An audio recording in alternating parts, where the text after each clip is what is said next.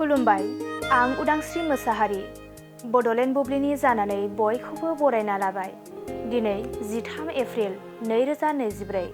नोंथांमोननो बड'लेण्ड बुब्लिया दिनैनि साना मानि थाखाय मिथिजायो एबा दिनैनि सानाव मा हाबाफारि फालिनाय जायो नोंथांमोननो फारि फारि बड'लेण्ड बुब्लिया फोरमायगोन।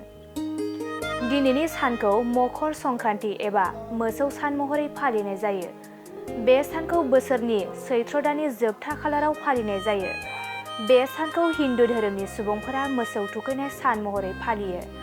मोसौनि मोदोमाव हांगारनि फोथा फुननानै लाव जा फान्थाव जा मेथाइ रोजाब रोजाब दिग्लिलिथि लावथिजों बुयै बुयै दैमायाव थुखैहैयो आरो बे सानावनो न'खरनि दरखं एबा गलिफोराव रायदों खायो। बेनि अनगायैबो दिनैनि सानखौ grand national make lunch count day आरो नेशनेल फिश कबलार डे महरै फालिनाय जायो।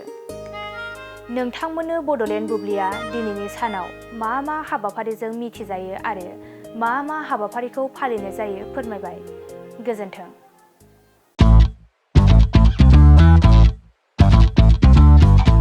गोजोनथाव खौरां, नोंथाङा नोंथांनि गला एबा अफिस फसंथानफोरखौ जोंख्लाब माख्लाब साजायनो गोसो गैया नामा?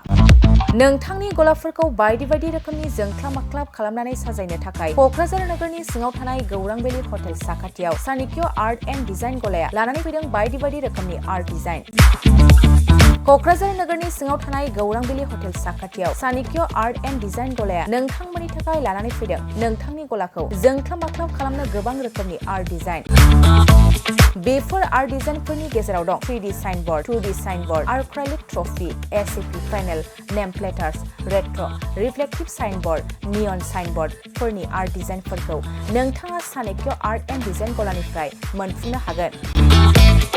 बेनि अनगायैबो इनग्रेभिं सार्भिस, आर्क्राइलिक लेटार काटिं, MDF जालि काटिं, लग', ग्राफिक्स डिजाइन आरो कास्टमाइज गिफ्ट आइटेम्सफोरखौ नोंथांमोननि गलानि थाखाय चाणक्य आर्ट एन्ड डिजाइन गलाया लानानै फैदों आर्ट डिजाइन। गोबां बाथ्रा मिथिनो थाखाय नोंथाङा नैबे 9706125636 6800981649 जानबुं नम्बरनि गेजेरजों खौरां लाहरनो हागोन।